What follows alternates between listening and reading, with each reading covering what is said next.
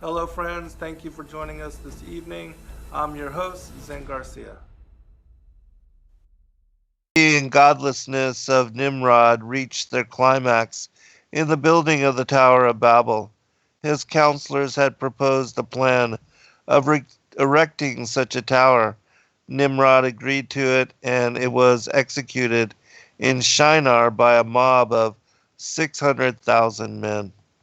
Welcome, friends. I'm your host, Zen Garcia.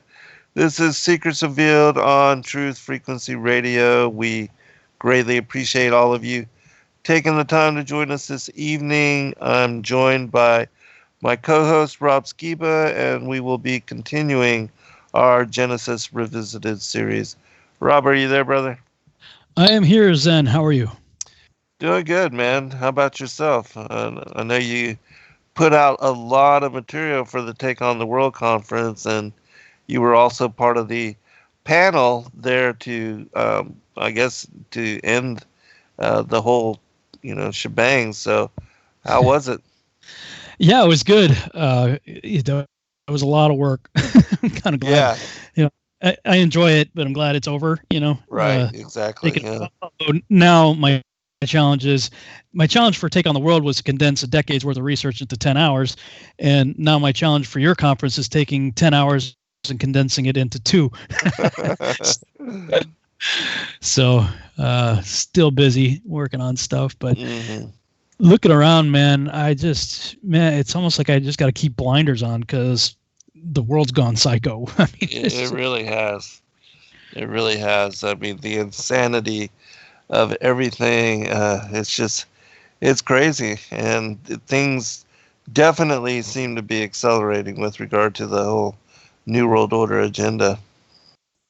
Yeah, I mean, the more I look at this, it's like, I think we're damned if Trump stays in, and we're damned if he's replaced. Like, we're screwed either way. Because I can't see either side agreeing with whatever the results are, and I can't see anybody just saying, "Oh, okay," And the other thing I'm thinking about today was with the. I was talking to a friend of mine that I kind of helped his business get started when he was just getting started. He was making wedding videos, out of his parents' basement, and he needed a guy to come in and just basically run errands for him, and pay somebody to do that kind of stuff. And so I did that at first, and then I told him, hey, listen, I know how to shoot video and I can edit too. So, over time, we learned nonlinear editing together, and his name is Mike. Mike and another guy named Mike and myself, 3 guys working out of a basement, basically took that business from doing wedding videos to having a multi-million-dollar business, over Nice. the course of quite a number of years. But, we had like $1 million worth of equipment, and we're touring the country in 18-wheelers, full of equipment, doing big corporate events and stuff. And I hadn't spoken with him in a while since, he's still in Massachusetts, and I moved down here in 2003.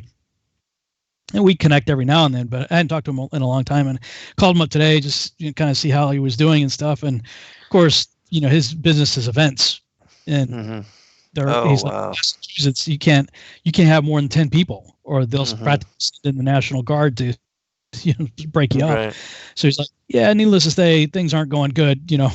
We're being pretty slammed here. And he said, I had to lay a bunch of people off because we're just not making the revenue. He said, but besides that, with the COVID regulations, we had to basically, we had a 9 to 5 day. We had to stop work at 4:00 and like Lysol everything, all our desks and anything we touched, the bathrooms, like everything. He says, the thought occurred to me, the amount of chemicals that we are exposing ourselves to doing that. Yeah. Right. And our skin is the largest organ. So the hyper sanitization that we're all engaged in right now with, hand sanitizers and, all this. So we're wearing masks, we're breathing Lysol all day. He says, like, we are destroying what was, barely left of our immune system to begin with. He says, I'm really concerned about what's going to happen, in a couple months here when we hit the normal cold and flu season now with no immune system, And I was like, yeah, dude, I hadn't even thought of that, but yeah, that's, and of course, they're going to leverage that, Oh, of course. Of course. did you see the report of Trump tweeting about the numbers and how that had all been hyped up? And 4%, whatever. 6%, yeah. But then now they're trying to cover all that up and attacking him for, releasing that. And it's crazy. Because everybody knew that anyways. That's exactly what all the doctors... Been seeing it all along. Yeah, and, people have been attacking them, and then they're getting reviewed by medical boards, and their licenses are up to be revoked from them. I mean, it's crazy the kind of crackdown that is happening on people that are actually releasing the truth. But everybody, anybody that has any kind of common sense can see through the facade of... Well, that's scary, though. I'm not seeing... Oh, yeah. People... Well, common sense is not so common. Right. Yeah. But, I see people passing memes around and stuff on Facebook, and they're like, this is Trump's America, and it's showing, people on respirators and riots in the street, and it's like, you're actually blaming that on Trump? Like, you don't even have to be a Trump supporter to know that's bat crap crazy. Like, that's just, it's like, I mean, we're talking about Democrat-run states and cities that are destroying themselves and refusing federal aid, calling for the defunding of police, and it's Trump-hating Democrats that are burning down cities, looting, raping, killing, everything else, and you're going to say it's Trump's fault? Right. Like, again, you don't have to be a Trump supporter to know that's insane. But I mean, I've got a bit of an education this week and learning. I kept hearing the phrase gaslighting, and I didn't know what really, what does that mean, right? And finally, somebody posted something the other day about the history of gaslighting. Essentially, apparently there was some, I guess it was a play or something that was by that title, and it was like a husband that was trying to get his wife committed or whatever, and so he would turn the light, gaslight. I guess it's before electricity or whatever, but he'd turn the lights down, the gas in the lights, and she kept saying, it's getting dark, and he was like, what are you talking about? It's just as bright as it always was, and making her think she's crazy. And he just kept doing more things. He was doing it, and she was responding to it, saying, well, this isn't right. This isn't right. He's like, no, what are you talking about? This is the way, and so that's gaslighting. Wow. She's observing what it is, but she's crazy, right. That's exactly what the Democrats are doing. And not that I think the Republicans are saints. I tell people all the time, just because I'm bashing Democrats right now, don't take that as an endorsement for Republicans. Right. Two wings, the same bird of prey, and all that kind of stuff. Yeah, exactly. Yeah. It's just, that's the way I feel about it too. Have you seen Childhood's End? Yes, I have. Well, actually, I've only seen a few episodes, but I know the premise of the documentary or the sci-fi miniseries. Yeah, and and that's actually what I did. My take on the world speech was about that the coming strong delusion and the overlords and how all that is connected to biblical cosmology. Yeah, I saw your presentation. It was really good, and good stuff on the court case. Thanks. Yeah, man. I mean, if people out there haven't seen it, if you really want to see the narrative of the end times as told by the fallen angels, that was it. Like, wow. Yeah, I do need to see the full thing, because I know that, it's exactly what they are, in my opinion, planning, and what is coming. And so, and then the whole thing of, Satan coming out, holding hands with the two children, hoofed and horn and pointed tail. I mean, yeah. Yeah, I'd heard about it when it came out. I think it was 2016, 15, 16, something like this when it came out. I heard about it. People were like, dude, have you seen it? I'm like, no, I mean, I had too many other things going on at the time. But I saw something caught my attention. It was like a trailer or a teaser or something from it. And I'm like, I remember people talk about this. I have some time, so I'm going to check it out as I was decompressing from Take on the World. And I watched it, and it was 3 episodes. They were like an hour and a half each on Amazon. And at the end of episode 1, I actually started choking up like a little bit, like tearing up a little bit, going, "Wow, Father, I think that's exactly what's going to happen." Mm-hmm. And and I was talking to Rick Hummer just before I got on with you, that again, this is why I believe biblical cosmology, flat Earth, whatever you want to call it, why it came out when it did. Right. Because how many movies have had the same premise in TV shows where mankind is destroying themselves and this Earth? So we need an outside source to fix everything. Yes. And like, if ever we were at that point, it's now. Like, everywhere, it's just gone completely crazy. You think, "Wow, right. I'm going to get out of the United States." Where are you going to go? Yeah, exactly. Yeah.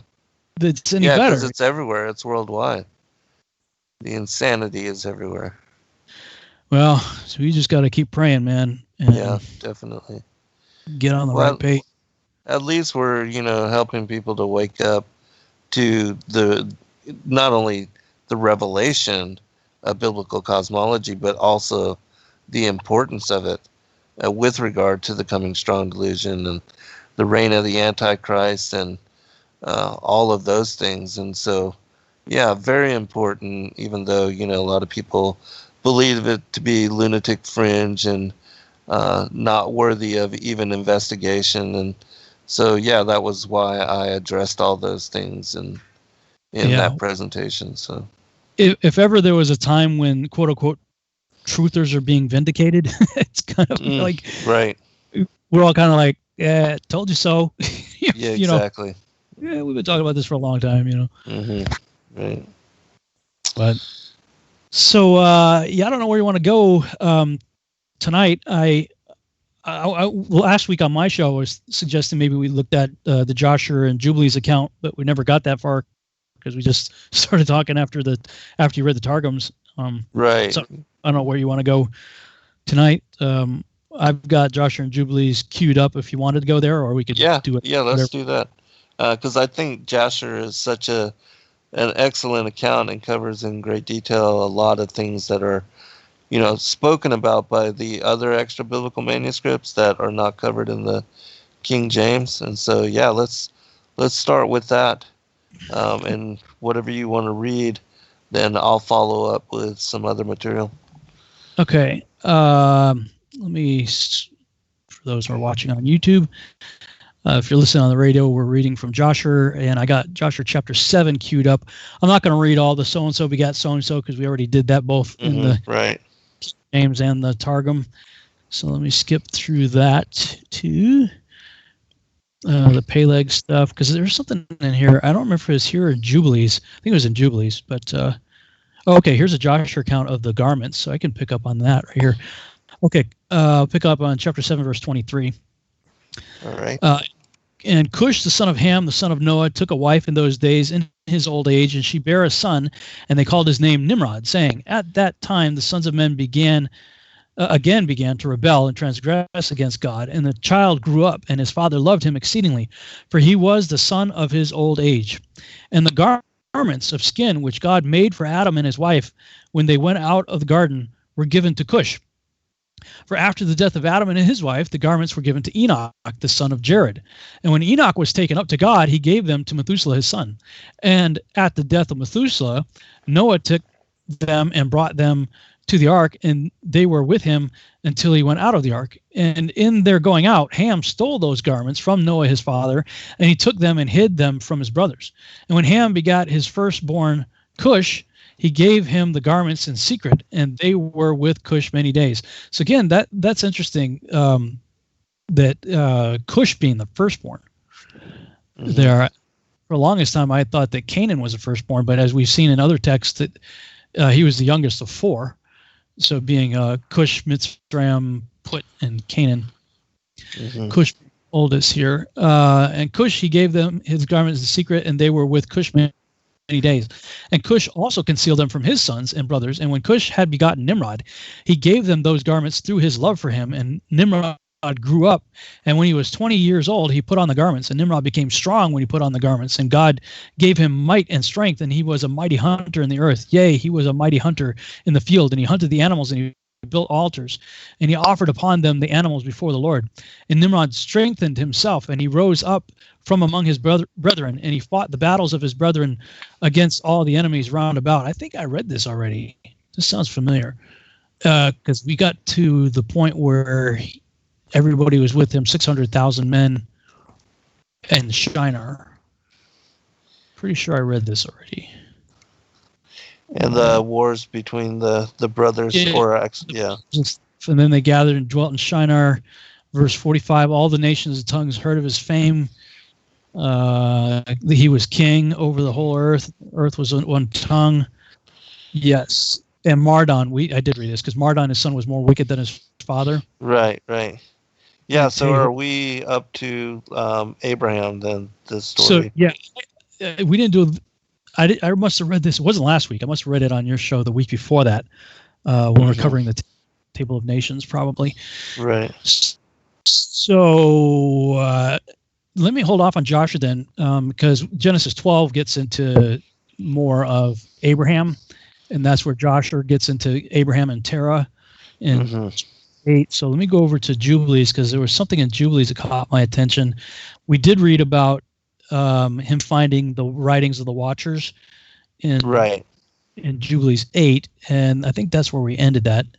So he sinned and he hid it from Noah. So I'll pick up at verse 5 then.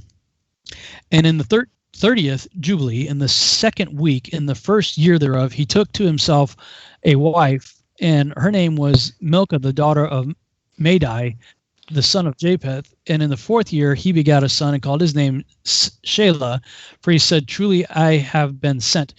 And in the 4th year, he was born, and Shelah grew up and took to himself a wife, and her name was Muach, the daughter of Kasad, his father's brother, in the 31st Jubilee, in the 5th week, in the first year thereof. And she bare him a son in the 5th year thereof, and he called his name Eber. And he took unto himself a wife, and her name was Azurad, the daughter of Nimrod.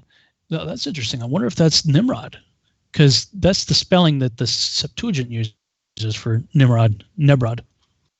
Huh. So what? So are you aware of any other text that talks about that? Eber, he's the guy from which we get the word Hebrew. So he's the answer to Abraham. And Eber took a wife, and her name was Azurad, the daughter of Nimrod.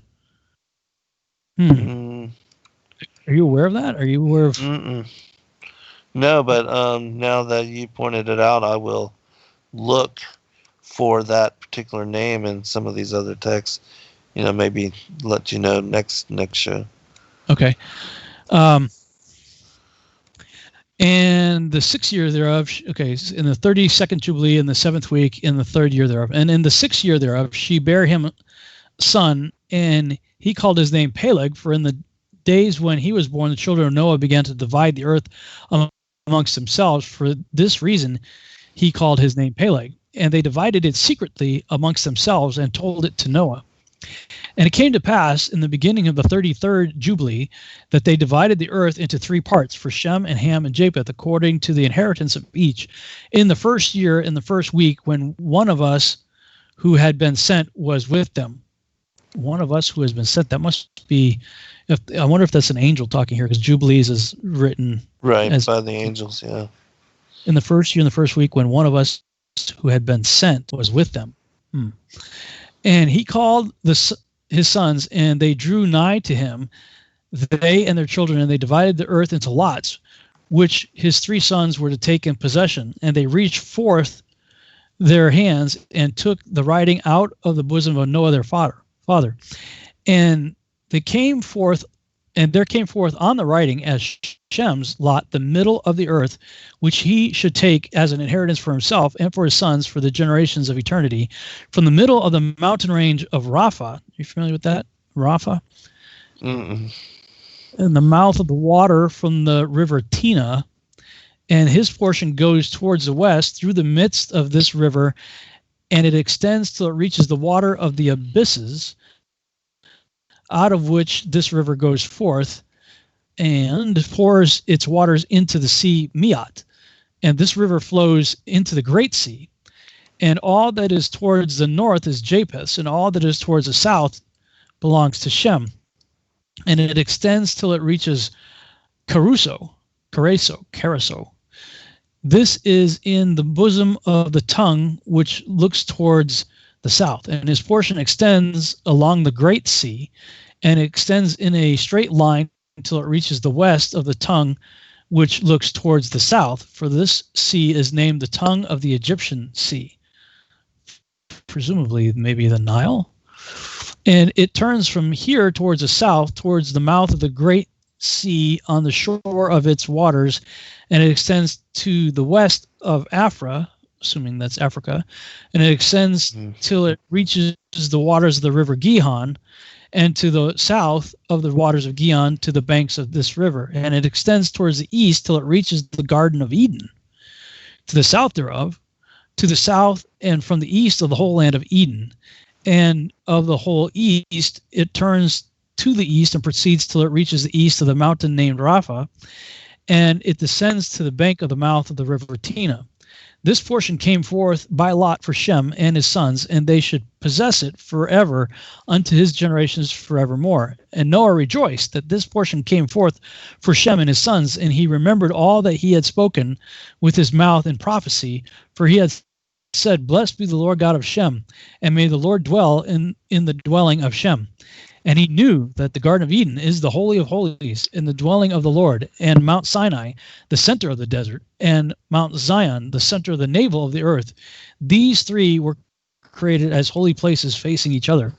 And he blessed the God of gods, who had put the word of the Lord into his mouth, and the Lord forevermore. And he knew that a blessed portion and a blessing had come to Shem and his sons unto the generations forever, the whole land of Eden, and the whole land of the Red Sea, and the whole land of the east and India, and on the Red Sea, and the mountains thereof, and all the land of Bashan, and all the land of Lebanon, and the islands of Caphtor, and all the mountains of Senir, and Ammana, and the mountains of Asher in the north, and all the land of Elam, Asher, and Babel, and Susan, and Maadai, and all the mountains of Ararat, and all the region beyond the sea, which is beyond the mountains of Asher, towards the north, a blessed and spacious land, and all that is in it is very good. And for Ham came forth the second portion beyond the Gihon, towards the south, to the right of the garden, and it extends towards the south as it extends to all the mountains of fire, and it extends towards the west to the sea of Atel, and it extends towards the west till it reaches the sea of Mayuktat, something like that, sea, into which everything which is not destroyed descends. And it goes forth towards the north to the limits of Gader, and it goes forth to the coast of the waters of the sea, to the waters of the great sea, till it draws near to the river Gihon, and it goes along the river Gihon till it reaches the right of the Garden of Eden. And this is the land which came forth for Ham as the portion which he was to occupy forever for himself and his sons unto their generations forever. And for Japheth came forth the third portion beyond the river Tina to the north of the overflow of its waters, and it extends northeasterly to the whole region of Gog and to the country east thereof, and it extends northerly to the north, and it extends to the mountains of Quelt towards the north and towards the sea of Mauk, and it goes forth to the east of Gader as far as the region of the waters of the sea, and it extends until it approaches the west of Farah, and it returns towards the Epherag, and it extends easterly to the waters of the sea of Miat, and it extends to the region of this river Tina in a northeasterly direction until it approaches the boundary of its waters towards the mountain Rapha, and it turns around towards the north. That is the land which came forth for Japheth and his sons as the portion of his inheritance, which he should possess for himself and his sons for their generations forever. 5 great islands in a great land in the north. But it is cold, and the land of Ham is hot, and the land of Shem is neither hot nor cold, but it is of blended cold and heat. Wow. I'm not familiar with really hardly any of those names in modern. An interesting study to go back and see what those places are today. Mm-hmm. But I did find it interesting because I had speculated for a long time now that I believe that the land of Shem, or the land of Israel specifically, was the Garden of Eden. That the promised land given, the boundaries given to Abraham that his offspring would inherit, was in fact the terrestrial garden area of Eden. This certainly seems to confirm that, although the directions that are given seem off, like north, south, east, west, seems a little bit wonky as I was reading through this. It's something I'd have to draw out to really wrap my head around it. Mm-hmm. Yeah, and to look at those old names again. But it is interesting that all this is preserved, in these ancient manuscripts for people to do the exact thing. All right, we'll be right back, everyone.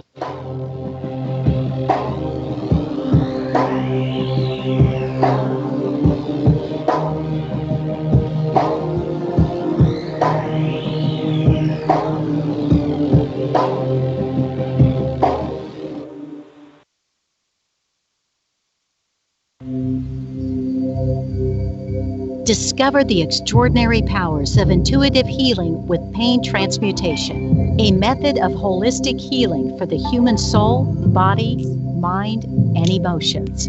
If you are looking for answers and a deep understanding of how to help yourself and the people around you to live a happier, healthier life, this is the right place for you. Learn how to read your soul's history in the Akashic Records.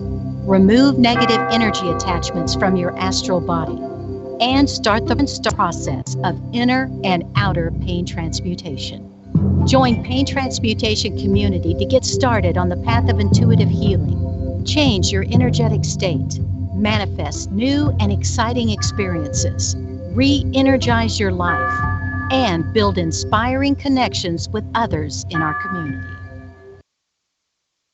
Hey folks, guess what the number one phrase that Life Change Tea receives by email? You ready? We love this tea. We love this tea. Time after time, week after week, we love this tea. Life Change Tea gives you more energy, a beautiful cleansing, and fulfills its slogan perfectly. The tea that makes you go. So if you want to be on your health game, log on to getthetea.com and order Life Change Super Strength Tea. Packages come in a 1-month supply, and when you brew this stuff, wait until you see the results. Aren't we all about the results? And with a lot of people's health struggling, we can use a little bit of help. Doctors will tell you disease starts in the gut. So log on to getthetea.com. That's getthetea.com. Be our next email saying, I love this tea. I love this tea. Get the tea at getthetea.com. Helping America one tea bag at a time. Greetings, Earth Explorers. My name is Brooks Agnew, and I am your host on X Squared Radio every Sunday evening at 8 p.m. Eastern Time on the Truth Frequency Radio Network. This is where the past meets the future. We explore the mysteries of the universe and of the Earth. We might go a little past your imagination, but have no fear. You will be safely traveling with us. We will dissolve the propaganda of dangerous people with dangerous plans for the planet. We will discuss the latest technologies and challenges for humankind. We will discover the safest place for you to stand when the thinkings and doings of mankind come flying apart, and how you can be one of the people that helps put it back together. Join us.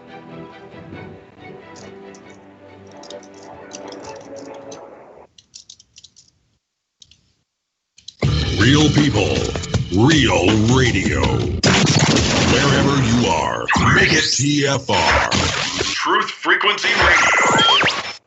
And in those days, there were giants in the land, and the sons of the angels of God looked upon the daughters of men and found them fair, and took of them wives, and their sons became of old great men of renown. So they have been mixing with us on a genetic level since the time of Enoch and Ezekiel's will.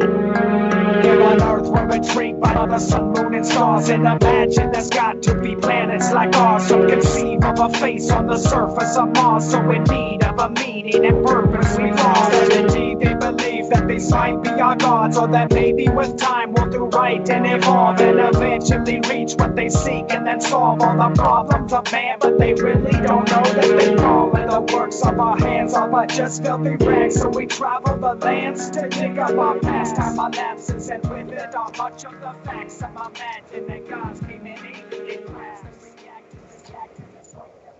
All right, welcome back, everybody, for a second portion. I can follow up to what you were reading from the Legends of the Jews that kind of goes into similar account. Okay. And then we can move on to something after that. Yeah, I was skimming ahead during the break. So, yeah, if you read that, then I could come back. There's more division of land in chapter 9, and then 10 of Jubilees gets really interesting with the mastema coming to them and what happens to the demons, that are assaulting them. Yeah, excellent. So, that's actually I think that is also spoken about in this account as well. So that'll be perfect. All right. Okay. From the Legends of the Jews. When it became known to Ham that his father had cursed him, he fled ashamed, and with his family he settled in the city built by him and named Nelat Tamak for his wife. Jealous of his brother Japheth followed his example. He likewise built a city which he named for his wife Adadentinus. Shem was the only one of the sons of Noah who did not abandon him. In the vicinity of his father's home by the mountain, he built his city, to which he also gave his wife's name, Zedekatelabab. Yeah, pretty crazy. Could be a fun episode. The three cities are all near Mount Lubar, the eminence upon which the ark rested. The first lies to the south of it, the second to the west, and the third to the east. Noah endeavored to inculcate the ordinances and the commands known to him upon his children and his children's children. In particular, he admonished them against the fornication, the uncleanness, and all the iniquity which had brought the flood down upon the earth. He reproached them with living apart from one another and with their jealousies, for he feared that after his death they might go so far as to shed human blood. Against this he warned them impressively, that they be not annihilated from the earth like those that went before. Another law which he enjoined upon them to observe it was the law of ordaining that the fruit of the tree shall not be used the first 3 years it bears, and even in the 4th year it shall be the portion of the priests alone, after a part thereof has been offered upon the altar of God. And having made an end of giving his teachings and injunctions, Noah said, For thus did Enoch your ancestor exhort his son Methuselah, and Methuselah his son Lamech, and Lamech delivered all unto me, as his father had bidden him. And now I do exhort you, my children, as Enoch exhorted his son, when he lived in his generation, which was the 7th generation of man. He commanded it and testified it unto his children, and his children's children, until the day of his death, or taken up. In the year 1569, after the creation of the world, Noah divided the earth by lot among his 3 sons. In the presence of an angel, each one stretched forth his hand and took a slip from the bosom of Noah. Shem's slip was inscribed with the middle of the earth, and this portion became the inheritance of his descendants unto all eternity. Noah rejoiced that the lot had assigned it to Shem. Thus was fulfilled his blessing upon him, and God in the habitation of Shem. For 3 holy places fell within his precincts, the Holy of Holies and the temple, Mount Sinai, the middle point of the desert, and Mount Zion, the middle point of the navel of the earth. The south fell to the lot of Ham, and the north became the inheritance of Japheth. The land of Ham is hot, Japheth's cold. But Shem is neither hot nor cold. Its temperature is hot and cold mixed. The division of the earth took place towards the end of the life of Peleg, the name given to him by his father, Eber, who being a prophet knew that the division of the earth would take place in the time of his son. The brother of Peleg was called Yoktan, because the duration of the life of the man was shortened in his time. In turn, the three sons of Noah, while they were still standing in the presence of their father, divided each his portion among his children, Noah threatening with his curse any who should stretch out his hand to take a portion not assigned to him by lot. And they all cried, "So be it, so be it." And thus were divided 104 lands and 99 islands among 72 nations, each with a language of its own, using 16 different sets of characters for writing. To Japheth were allotted 44 lands, 33 islands, 22 languages, and 5 kinds of writing. Ham received 34 lands, 33 islands, 24 languages, and 5 kinds of writing. And Shem 26 lands, 33 islands, 26 languages, and 6 kinds of writing. One set of written characters, more to Shem than to either of his brothers, the extra set being the Hebrew. The land appointed as the inheritance of the 12 sons of Jacob was provisionally granted to Canaan, Zidon, Heth, the Jebusites, the Amorites, the Girgashites, the Hivites, the Arkites, the Sinites, the Arvadites, the Zemarites, and the Hanathites. It was the duty of these nations to take care of the land until the rightful owners should come. No sooner had the children of Noah and their children's children taken possession of the habitations apportioned to them than the unclean spirits began to seduce men and torment them with pain and all sorts of suffering, leading to spiritual and physical death. Upon the entreaties of Noah, God sent down the angel Raphael, who banished 9/10 of the unclean spirits from the earth, leaving but 1/10 for Mastema, to punish sinners through them. Raphael, supported by the chief of the unclean spirits, at that time revealed to Noah all the remedies residing in plants, that he might resort to them at need. Noah recorded them in a book, which he transmitted to his son Shem.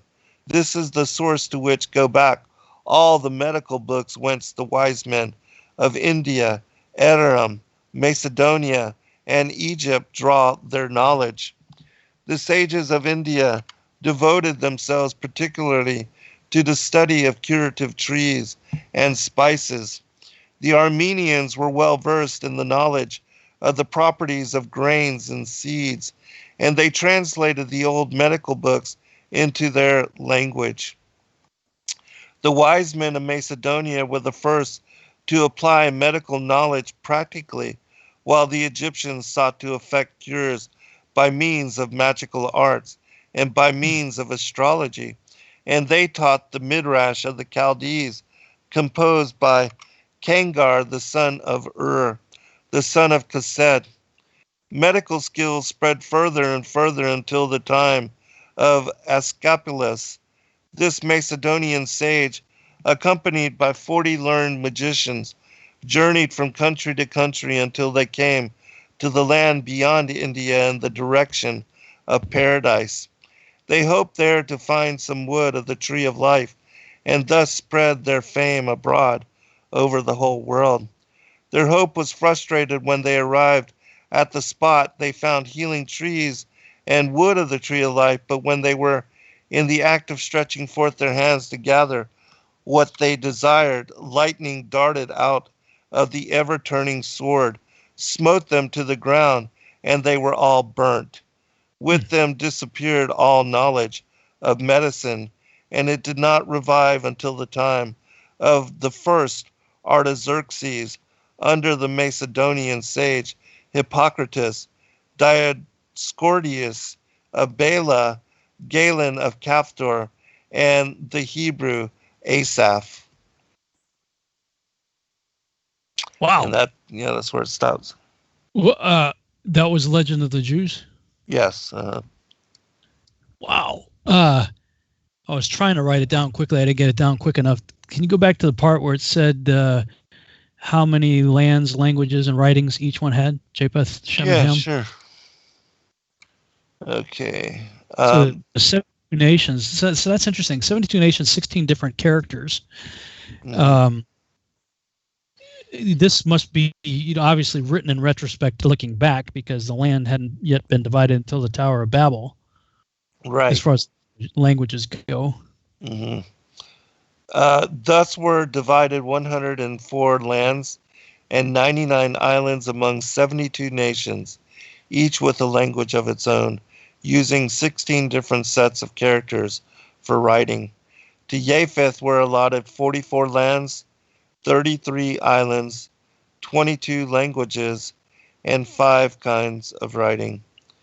Ham received 34 lands, 33 islands, 24 languages, and 5 kinds of writing. And Shem, 26 lands, 33 islands, 26 languages, and 6 kinds of writing. One set of written characters more to Shem than to either of his brothers, the extra set being the Hebrew. I can send this chapter to you too. Yeah. That paragraph. That's fascinating. A lot of stuff there, because you mentioned Asclepius, and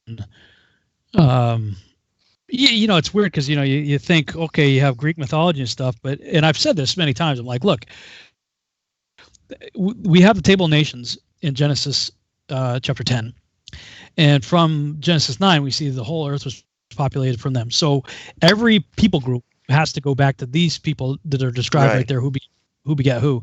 And I have frequently made note of the fact that the Caphtorim settled the island of Crete, and Crete is where all of Greek mythology originates from. So I've been saying all that for a long time, but I didn't and I've even said, so if you want to know where Greek mythology comes from, it goes back to, obviously it's going back to Caphtor.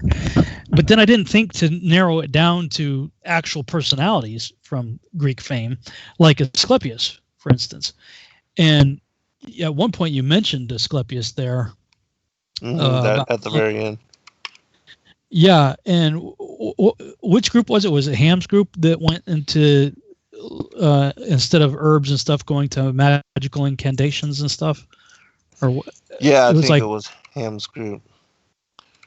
Let me look again here.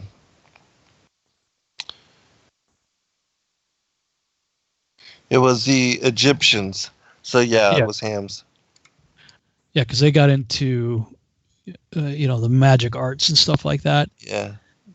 Because I always wondered, the Chinese and astrology. The Chinese trace their origin back to Fo He Yu, and even in their understanding, that's Noah. And so, I've often wondered, why is it that we talk about like Chinese herbs, for when you're looking for alternative medicine. Right. You end up with Chinese herbs. And I've always wondered, why is it that the Chinese had the corner on this, herbs? Didn't realize that, Noah was the founder, apparently, would have carried all of that wisdom with him. And, then it was passed along. But you can see how the other guys started going off the beaten path. Right. Yeah. Even the, I've seen this presentation on the Chinese language, and all the symbols date back to and are connected to, like the flood, even the symbol for the tower and the separation of the languages. All of that is preserved in their presentation of what the symbols mean and their language. It's very interesting because it shows that without a doubt it is connected to Noah and what was the the spreading out of the peoples from all of the children and the sons of Noah. The table of generations. Yeah, there's a lot in that passage. I was trying to take notes as fast as I can and monitoring the I'll chat send room. it to you right now. I was like, yeah, please do, because I was multitasking so much. I was only picking up a little bit here and there. But you were also talking about in that it said in the year 1569 from creation. That's different from, like, I have the Adams Wall Chart of World History. I'm looking at it right now. They have the deluge happening in 1656 a.m. 1656. So that said 1569. So that one of these is wrong. Because the conversation that what you just read is taking place at the time of the Tower of Babel, which is at about 1700. So somebody's chronology is off. Yeah, you're the expert on all that. I just read the text. I'm just a pert. I haven't graduated to expert yet, so I'm still a pert. Wow. Okay. So how much time we got? We got 10 minutes.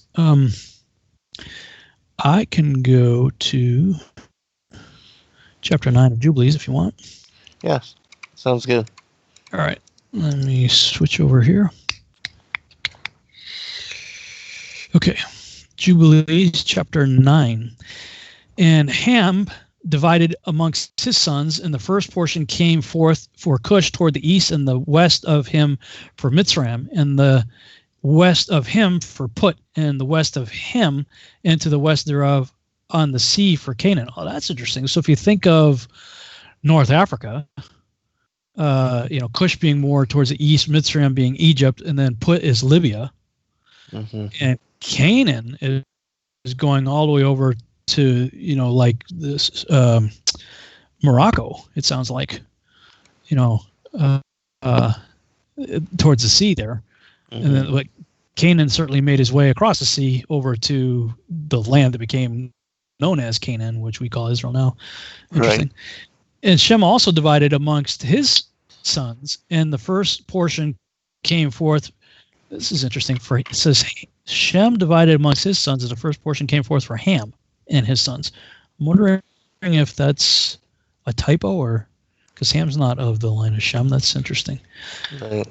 To the east of the river Tigris, till it approaches the east, the whole land of India. That's interesting. And on the Red Sea, on its coast, in the waters of Dedan, and all the mountains of Mebri and Elah, and all the land of Susan, and all that is on the side of Farnak, to the Red Sea and the river Tina. I'm really wanting to know what the river Tina is. And for Asher came forth, and the mountain that was mentioned earlier too, that was sort of the center point. What was the name of it? Lubar. Is that it? Sinai, Zion, Eden. Yeah, I would really love to know what the current names are. And for Asher came forth the second portion, all the land of Asher and Nineveh and Shinar, and to the border of India, and it ascends and skirts the river. And for Arphaxad came forth the third portion, all the land of the region of the Chaldees to the east of the Euphrates, bordering on the Red Sea, and all the waters of the desert close to the tongue of the sea, which looks towards Egypt, and all the land of Lebanon and Sinir and Ammana to the border of the Euphrates. And for Aram came forth the fourth portion, all the land of Mesopotamia between the Tigris and the Euphrates to the north of the Chaldees, to the border of the mountains of Asher, and the land of Arara. And there came forth for Lud, the fifth portion, the mountains of Asher, and all the appertaining to them, till it reaches the Great Sea, and till it reaches the east of Asher, his brother. And Japheth also divided the land of his inheritance amongst his sons. And the first portion came forth for Gomer to the east, and from the north side to the river Tina. And in the north there came forth for Magog all the inner portions of the north, until it reaches to the Sea of Miat. And for Madai came forth as his portion, that he should possess all the west of his two brothers to the islands and to the coasts of the islands. And for Javan came forth the fourth portion, every island, and the islands which are towards the border of Lud. And for Tubal there came forth the fifth portion, in the midst of the tongue, which approaches towards the border of the portion of Lud, to the second tongue, and to the region beyond the second tongue, unto the third tongue. And for Meshach came forth the sixth portion, all the region beyond the third tongue, till it approaches the east of Gader. And for Tiras there came forth the seventh portion, 4 great islands in the midst of the sea, which reached to the portion of Ham, and the islands of Kamaturi came out by lot for the sons of Arphaxad as his inheritance. And thus the sons of Noah divided unto their sons the presence in the presence of Noah their father, and he bound them all by an oath, imprecating a curse on every one that sought to seize the portion which had not fallen to him by his lot. And they all said, so be it, for themselves and their sons forever throughout their generations to the day of judgment, on which the Lord God shall judge them with the sword and with fire for all the unclean wickedness of their errors, wherewith they have filled the earth with transgression and uncleanness and fornication and sin. Well, we see the land that was given to Shem was certainly taken over by Canaan. Yes, absolutely. Mm-hmm. So, I mean, that could be part of the curse there. Yeah, definitely, it is. Because they all agreed. Yeah, but I'll share something after you read the next chapter, which is directly connected to that. It's in the Keber Nagas. Okay, I know we got like 4 minutes before the break. The other thought that came to me is that how did they know all these lands existed? I mean, they just get off the ark, right? And I mean, they must have had some significant transportation, probably aerial. I would think you would almost have to have aerial transportation to observe all these lands for them to sit down and say, okay, lay it out on a map. Mm-hmm. And then, okay, you get here, you get these islands. I mean, if you think of where they landed in Turkey, right? I mean, like, how did they know about all the lands as far west as the Straits of Gibraltar and, mm-hmm. The regions of Spain and Europe and right. Every place they just divided out here. Like, if we're to take this, unless the angel had something to do with it, because it says the angel was there with them when they decided to cast the lot. So maybe, Noah got an aerial tour.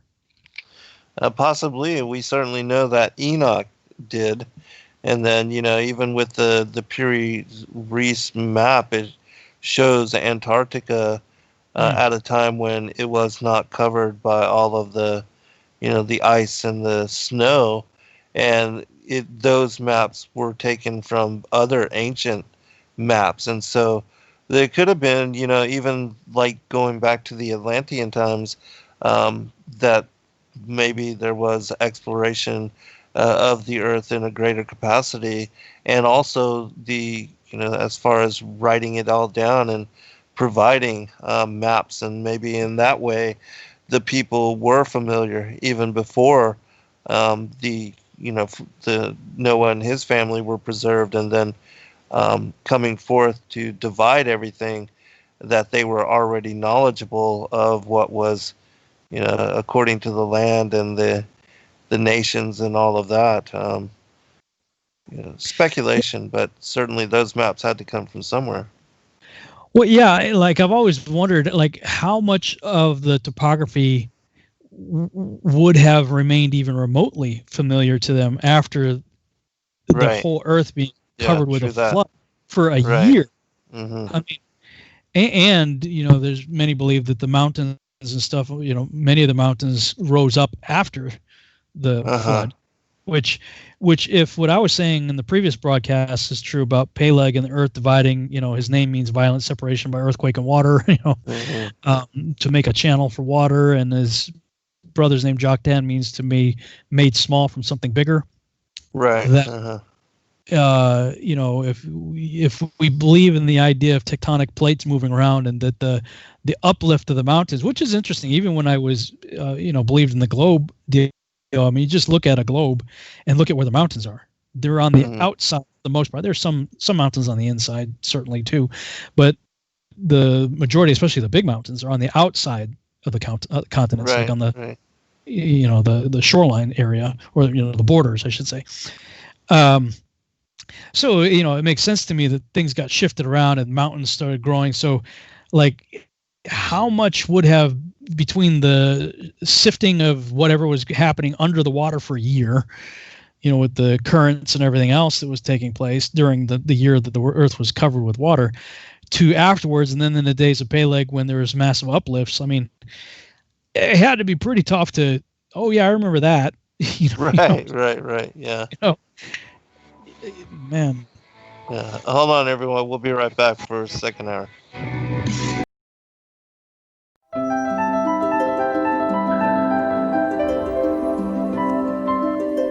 As a bookstore for truth seekers, it's our goal to make ancient manuscripts which were once held captive by secretive institutions available for public consideration.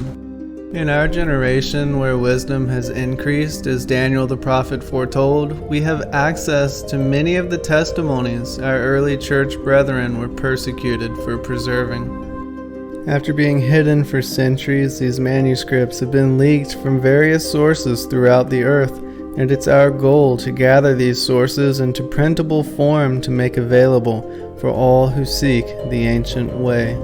If you're looking to deepen your studies of the biblical narrative, find these ancient manuscripts and more at sacredwordpublishing.com.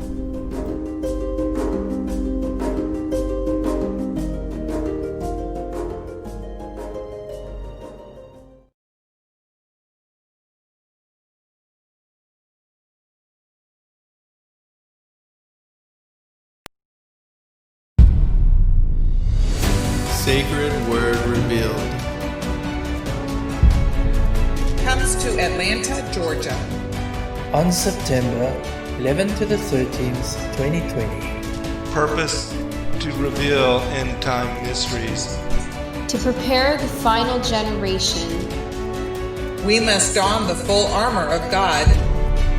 Featuring Zen Garcia, Dr. Joy Pugh, Rob Skiba, Gary Wayne, Yana Ben Noon, Stephen Benoon, Dr. Stephen Pigeon, Justin Garcia, Laurel Austin, Nathan Reynolds. Buy your tickets now at sacredwordrevealed.com.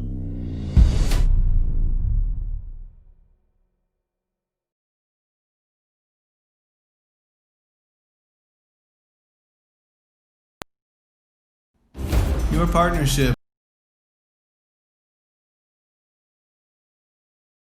and weekly video content. You also make a huge impact across the earth in orphanages in Myanmar, India, Uganda, and Kenya. Your support is crucial for the development of the ecclesia of real truth seekers. We thank you for joining us in hosting Secrets Revealed, Momentary Zen, the Digital Readers Club, Ask Me Anything series, and other shows that have helped lead so many to the truth of salvation. To become even more involved, please visit patreon.com/sacredwordpublishing, where you can partake in exclusive, interactive, patron-only content and help us continue shining the light of love in this darkened world.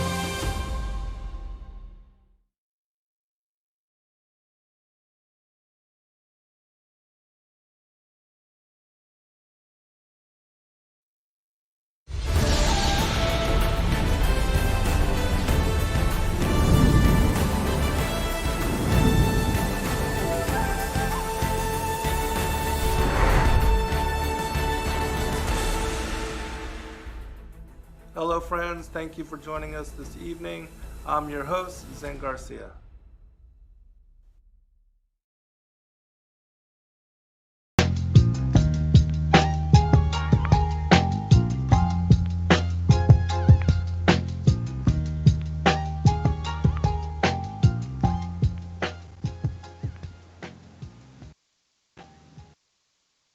All right, welcome back, everybody, for second hour. I looked up what you were talking about as far as the name Joktan, and it says the meaning here is he will be small. And in that chapter that I just sent you, it said that the brother of Peleg was called Joktan because the duration of the life of man was shortened in his time. And yeah, so reading that. Yeah, so it could mean that he will be small. Could be connected to, because it was, after Noah that all the lifespans consistently began to dwindle. Shem, lived 600 years, and then all the, like Peleg and them, 400, and then it went to 200, and by the time of Abraham, 175, 200, around there. Yeah. But anyways, let me turn it back over to you. You were going to go into the next chapter of Jubilees. Oh, chapter 10, yeah. Okay. Yeah. Switch over. Jubilees, chapter 10. And in the third week of this Jubilee, the unclean demons began to lead astray the children of the sons of Noah, and to make to err and destroy them. And the sons of Noah came to Noah, their father, and they told him concerning the demons which were leading astray and blinding and slaying his sons. And he prayed before the Lord his God and said, God of the spirits of all flesh, who hast shown mercy unto me, and hast saved me and my sons from the waters of the flood, and hast not caused me to perish, as thou didst the sons of perdition. For thy grace has been great towards me, and great has been thy mercy to my soul. Let thy grace be lift up upon my sons, and let not wicked spirits rule over them, lest they should destroy them from the earth. But do thou bless me and my sons, that we may increase and multiply and replenish the earth. And thou knowest how thy watchers, the fathers of these spirits, acted in my day. And as for these spirits which are living, imprison them, and hold them fast in the place of condemnation, and let them not bring destruction on the sons of thy servant, my God. And these are malignant and created in order to destroy. And let them not rule over the spirits of the living, for thou alone canst exercise dominion over them. And let them not have power over the sons of the righteous, from henceforth and forevermore. And the Lord our God bade us to bind all. And the chief of the spirits, Mastema, came and said, Lord, Creator, let some of them remain before me, and let them hearken to my voice, and do all that I shall say unto them. For if some of them are not left to me, I shall not be able to execute the power of my will on the sons of men. For these are for corruption, and leading astray before my judgment. For great is the wickedness of the sons of men. And he said, let the 10th part of them remain before him, and let 9 parts descend into the place of condemnation. And one of us, he commanded, that we should teach Noah all their medicines, for he knew that they would not walk in uprightness, nor strive in righteousness. And we did according to all his words. All the malignant evil ones we bound in the place of condemnation, and a 10th part of them we left, that they might be subject before Satan on the earth. And we explained to Noah all the medicines of their diseases, together with their seductions, how he might heal them with herbs of the earth. And Noah wrote down all things in a book, as we instructed him concerning every kind of medicine. Thus the evil spirits were precluded from hurting the sons of Noah. And he gave all that he had written to Shem, his eldest son, for he loved him exceedingly above all his sons. And Noah slept with his fathers, and was buried on Mount Lubar in the land of Ararat. 950 years he completed in his life, 19 jubilees and 2 weeks and 5 years. And his wife on earth, and in his life on earth, he excelled the children of men, save Enoch, because of the righteousness wherein he was perfect. For Enoch's office was ordained for a testimony to the generations of the world, so that he would recount all the deeds of generation unto generation, till the day of judgment. And in the 33rd Jubilee, in the first year, in the second week, Peleg took to himself a wife, whose name was Loma, the daughter of Sinear.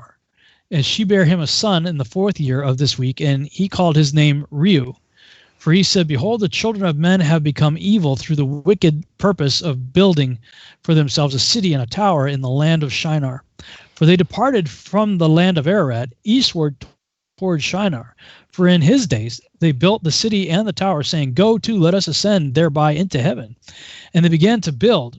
And in the 4th week they made brick with fire, and the brick served them for stone.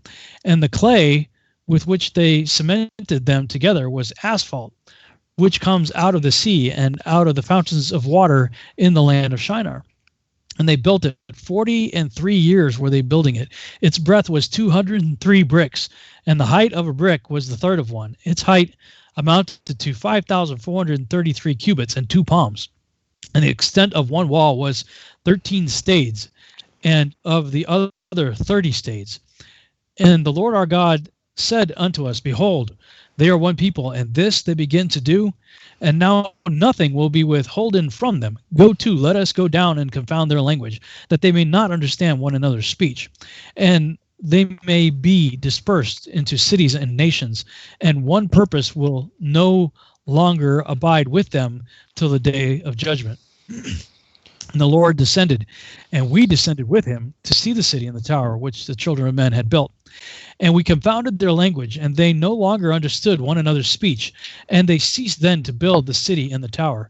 For this reason, the whole land of Shinar is called Babel, because the Lord did there confound all the language of the children of men. And from thence they were dispersed into their cities, each according to his language and his nation. And the Lord sent a mighty wind against the tower, and overthrew it upon the earth. And behold, it was between Asher and Babylon, in the land of Shinar. And they called its name Overthrow. In the 4th week, in the 1st year, in the beginning thereof, in the 34th Jubilee, were they dispersed from the land of Shinar. And Ham and his sons went into the land which he was to occupy, which he acquired as his portion in the land of the south. And Canaan saw the land of Lebanon to the river of Egypt, that it was very good. And he went not into the land of his inheritance to the west, that is, to the sea. And he dwelt in the land of Lebanon, eastward and westward from the border of Jordan and from the border of the sea. And Ham his father, and Cush and Mitzrayim his brothers, said unto him, Thou hast settled in a land which is not thine, and which did not fall to us by lot. Do not do so. For if thou dost do so, thou and thy sons will fall in the land, and be accursed through sedition. And by sedition ye have settled, and by sedition will thy children fall, and thou shalt be rooted out forever. Dwell not in the dwelling of Shem, for to Shem and to his sons did it come by their lot. Cursed art thou, and cursed shalt thou be beyond all the sons of Noah, by the curse by which we bound ourselves by an oath in the presence of the holy judge, and in the presence of Noah our father.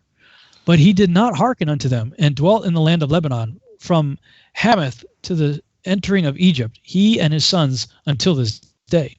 And for this reason that land is named Canaan. And Japheth and his sons went towards the sea, and dwelt in the land of their portion. And Medai saw the land of the sea, and it did not please him. And he begged a portion from Ham and Asher and Arphaxad, his wife's brother. And he dwelt in the land of Media, near to his wife's brother until this day. And he called his dwelling place and the dwelling place of his sons Media, after the name of their father Medai. That's interesting, man. Like I'm visualizing, whenever we read Genesis chapter 11, come let us go down. Mm-hmm. We never really think about it. Like if there's 70 angels in the divine council, the Heiser's doctoral thesis, talked about the divine council. that they all went down. Like it Right. was like this big parade. And what The did that whole look council, like? yes. Council came down, and you got 600,000 men, according to Josher, working on this project. And like I'm envisioning in my head visually what that would look like on the motion picture screen. Like these cool looking angels coming down, 70 of them, and going and just touching people on the head. Boop. And, now you're speaking Chinese. Yeah, No, right. You're speaking English or whatever. They get kind of boop. And what did that visually look like when they all came down and mingled amongst the men and then confounded their languages and dispersed them? That's a pretty visual, just kind of working that out in your head. Yeah, how exactly, because even the power of the Almighty, how they would just achieve that. Was it just thought processes, or like you said, a touch on the shoulder, a touch on the head, or maybe they even, hit them in their third eye or something.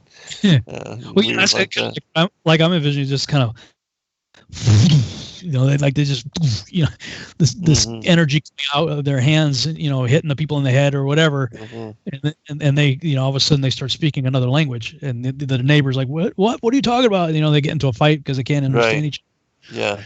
And the angels are just kind of going through, just 600,000 being divided up into 70.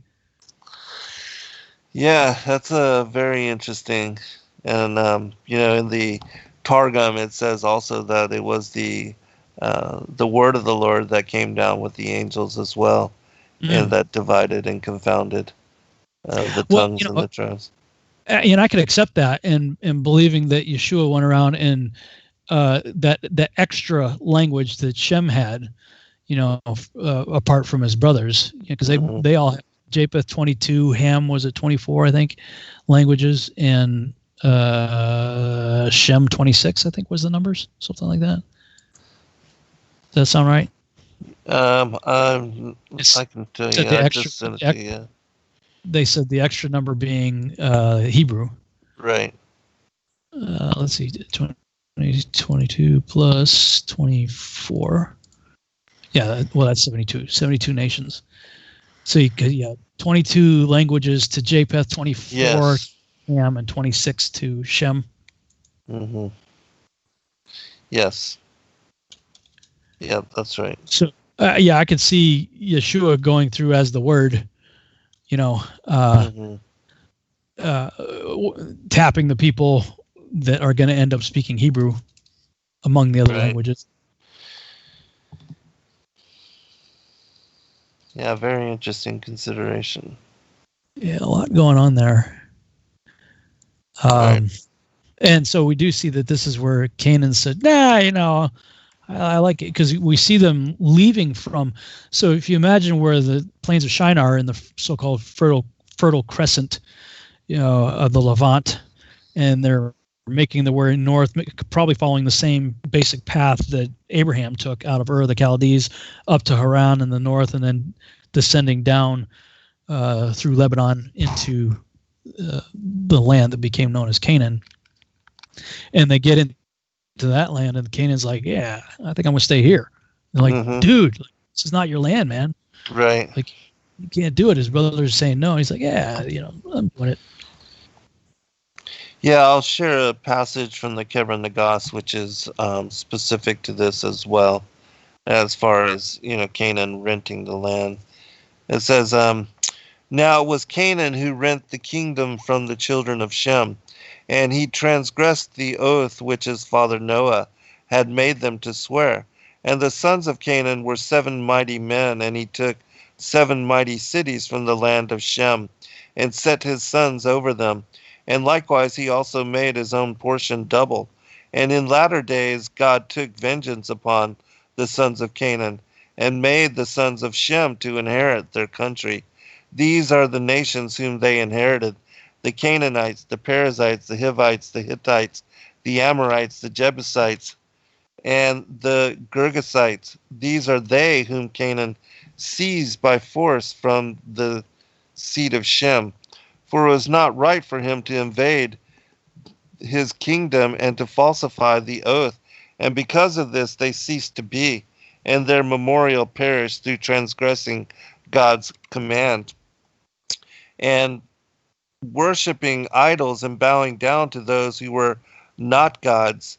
And after the death of Shem, Arphaxad reigned, and after the death of Arphaxad, Canaan reigned, and after the death of Canaan, Salah reigned, and after him Eber reigned, and after him Peleg reigned, and after him Ruah, and after him Serug reigned, and after him Nahor, after him Terah reigned, and these are they who made magical images, and they went to the tombs of their fathers and made an image of gold and silver, brass, and a devil used to hold converse with them out of each of the images of their fathers, and say unto them, O my son, so and so offer up unto me as sacrifice the son whom thou lovest. And they slaughtered their sons and their daughters to the devils, and they poured out innocent blood to filthy devils. Which I had shared that before, but it was, specific to this. So, well, that's good, because we can. I could go over to Joshua 8 and pick up on the story of Abraham being born, Abram, and the sign in the heavens, and it starts sounds good. Well, we got time before break. Okay, let me switch over here. Joshua chapter 8. And it was in the night that Abram was born that all the servants of Terah and all the wise men of Nimrod and his conjurers came and ate and drank in the house of Terah. And they rejoiced with him on that night. And when all the wise men and conjurers went out from the house of Terah, they lifted up their eyes toward heaven that night to look at the stars. And they saw, and behold, one very large star came from the east and ran in the heavens, and he swallowed up the 4 stars from the 4 sides of the heavens. And all the wise men of the king and his conjurers were astonished at the sight. And the sages understood this matter, and they knew its import. And they said to each other, this only betokens the child that has been born to Terah this night, who will grow up and be fruitful and multiply and possess all the earth, he and his children forever, and he and his seed will slay great kings and inherit their lands.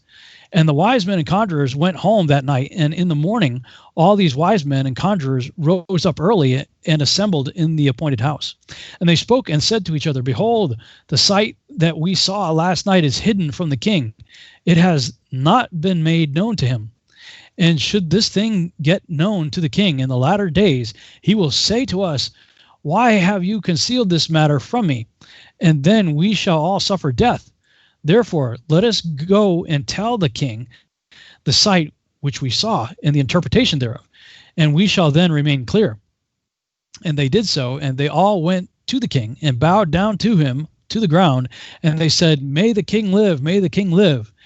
We heard that a son was born to Terah, the son of Nahor, the prince of thy host.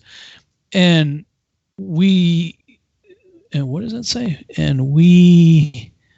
It's all crammed into one word. And we yesternight came to his house, and we ate and drank and rejoiced with him that night. And when thy servants went out from the house of Terah to go to the respective homes to abide there for the night, we lifted up our eyes to heaven, and we saw a great star coming from the east. And the same star ran with great speed and swallowed up 4 great stars from the 4 sides of the heavens.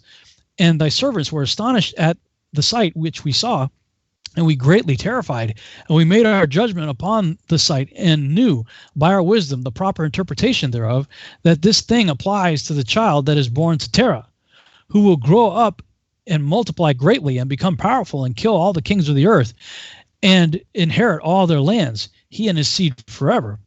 And now, our Lord and King, behold, we have truly acquainted thee with what we have seen concerning this child.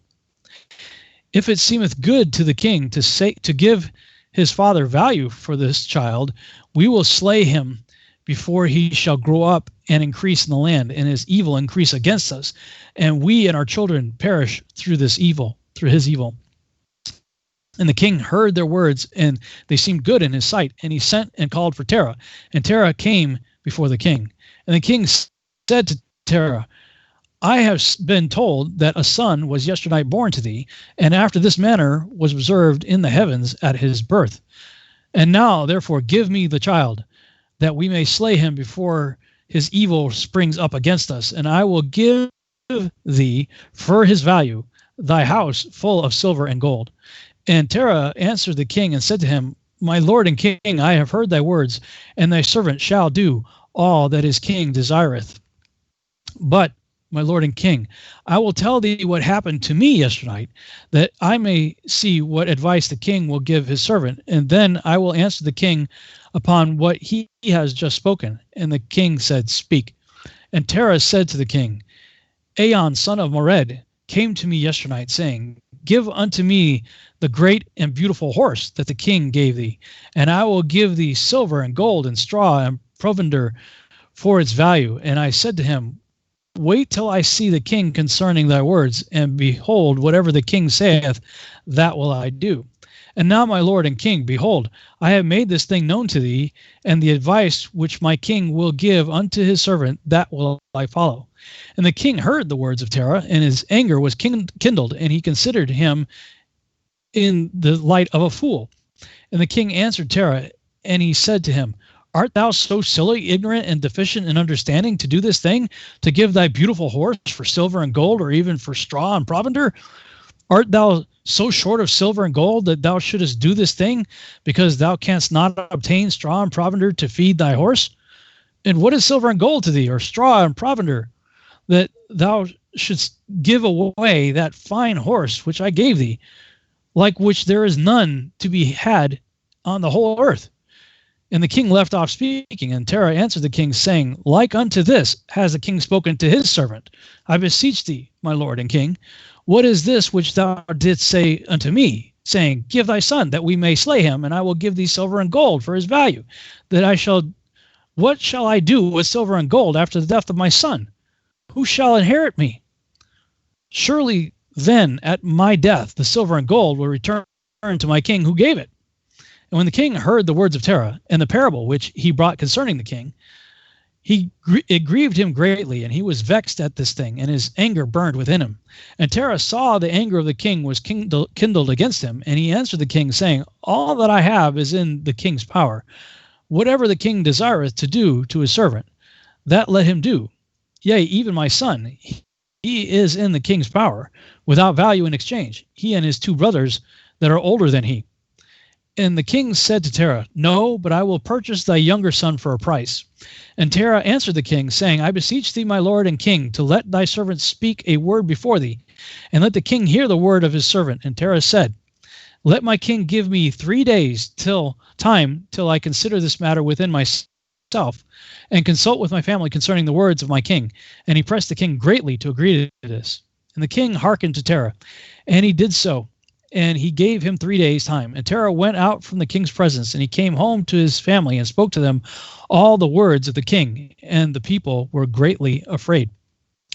And it was in the 3rd day that the king sent to Terah, saying, Send me thy son for a price, as I spoke to thee.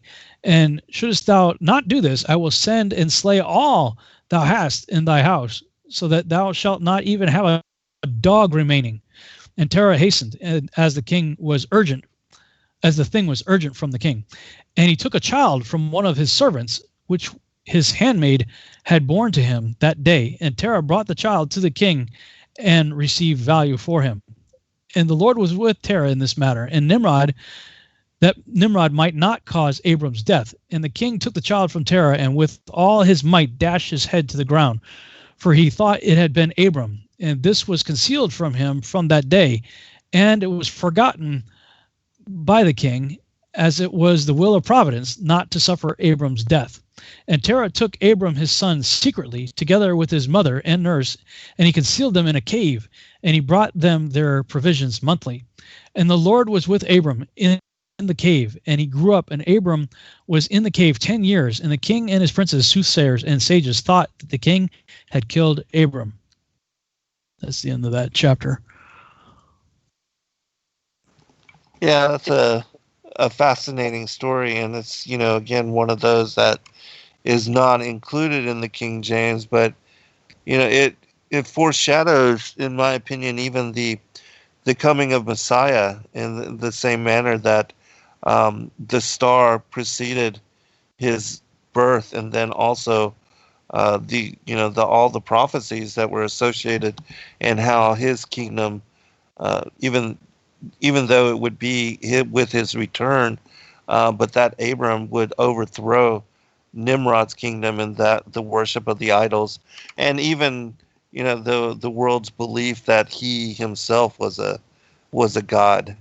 And so the pagan ideology, and even their practice of ritual sacrifice, the blood sacrifice, and the offering of their own children to devils, as we saw in that previous passage. So a very important distinctions between what is the worship of the true God and what was the pagan mythologies that worship this pantheon of gods and goddesses, and that incorporated into their reverence the blood sacrifice and the offering of victims and children's in ritual.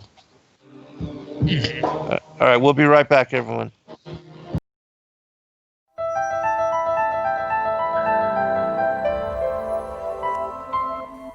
As a bookstore for truth seekers, it's our goal to make ancient manuscripts which were once held captive by secretive institutions available for public consideration.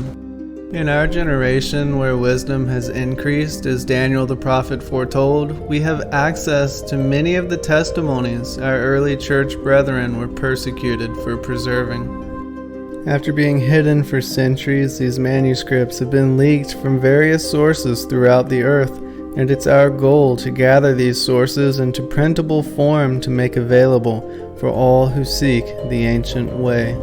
If you're looking to deepen your studies of the biblical narrative, find these ancient manuscripts and more at sacredwordpublishing.com.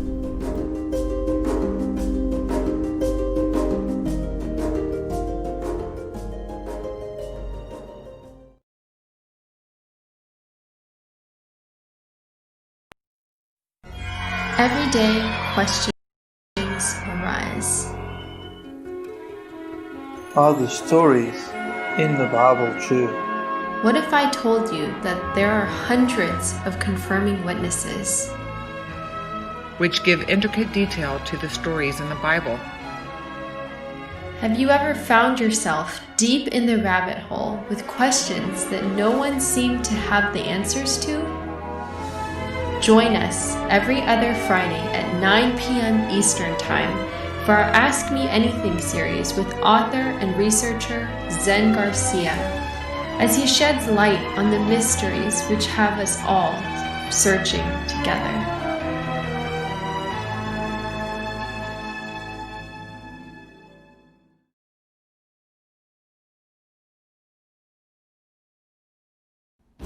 Your partnership with Sacred Word Publishing goes further than the publishing of ancient manuscripts and weekly video content.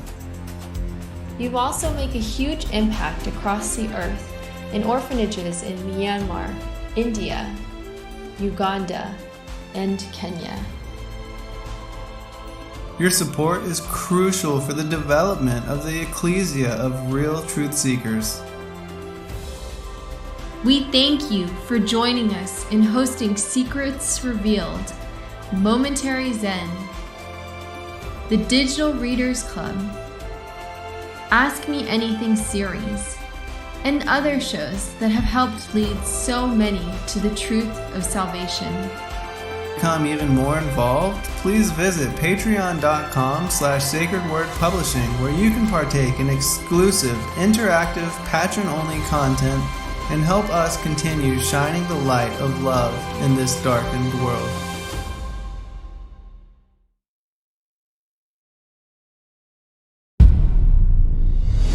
Sacred Word Revealed Comes to Atlanta, Georgia, on September 11th to the 13th, 2020. Purpose to reveal end-time mysteries. To prepare the final generation, we must don the full armor of God. Featuring Zen Garcia, Dr. Joy Pugh, Rob Skiba, Gary Wayne, Yana Ben Noon, Stephen Benoon,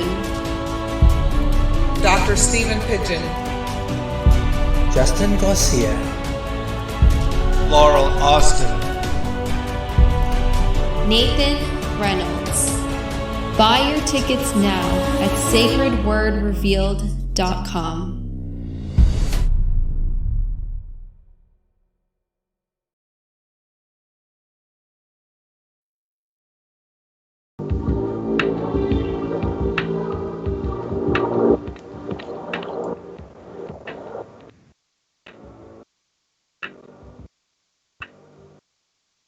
All right, welcome back, everybody, for a final segment. And as always, the show is flying by.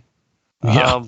Wanted to give you opportunity to comment or to bring up anything that you wanted to share, on what you had read, and then I can share something about the story of Abraham and how he was put into the fire and its connection to the Tower of Babel, and also to brick making, which is a story I don't think a lot of people are familiar.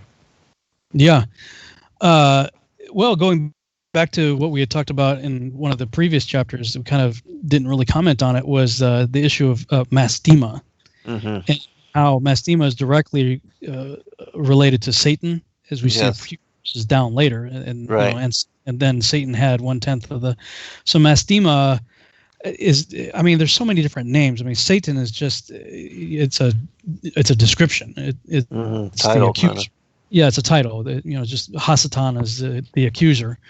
So there could be many Hasatans, but mastema, is he just one of many Hasatans, or is he the Hasatan, Satan, mastema? Yeah, I think personally that he is the, because he's over, all the others. And according to the story, Lucifer and rebellion, and then after, he tempted a third of the angels of the Most High to join him in insurgency and then being cast out, then the title, I believe, of Satan, the adversary of man and God, was given to him. But we also see that other names like Beliar, with means worthless, and other names. Yeah, Baal. Yeah, all that. I believe is alluding to the same individual, and we see that Isaiah 14 and Ezekiel 28 seem to be also related to this particular deity, this entity. Yeah, 14. I'm in recent years I've begun to look at Isaiah 14 differently. Lucifer, that wasn't actually in the text. That was a marginal note that Jerome wrote in the Vulgate as a marginal note. Just means like it's like Hillel, I think, or Hillel, something like that is the Hebrew word. Hillel. Yeah, shining one. Right. And so he wrote Lucifer in the margin, and then later that got inserted into the text. And so now everybody goes around thinking that Satan or mastema or whatever this entity's actual name is Lucifer, but that's not, it's been adopted. Right. But it was not in any, Holy Spirit inspired text. That was a marginal note. And actually, when I go back and read Isaiah 14 now, it seems to me to be more of a description of Nimrod than Satan. As I look at it, because it's talking about King of Babylon, and he exalted himself, and how you are fallen to the sides of the pit, and all this stuff. Now I'm looking more at Isaiah 14 as a description of Nimrod, but I know people will debate that. But here we see mastema. It's the first time. I'm not aware of that name in any other Hebrew text. Are you? Does that name show up in any other writings? Yeah, it does. In the Ascension of Isaiah, it is also mentioned in there.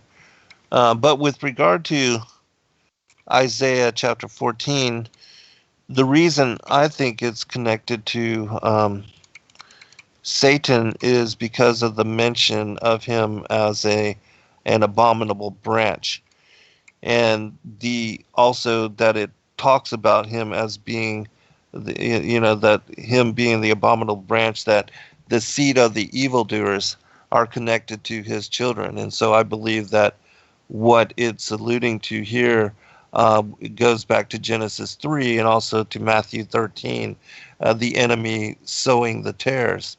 And that it also says to, that God would wage war against him to prepare slaughter.